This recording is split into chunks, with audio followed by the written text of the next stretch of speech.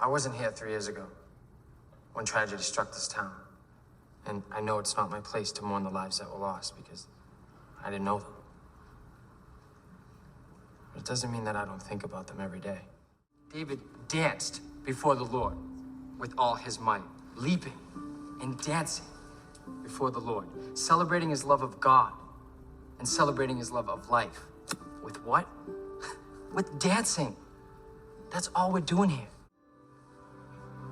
Ecclesiastes assures us there's a time for each purpose under heaven.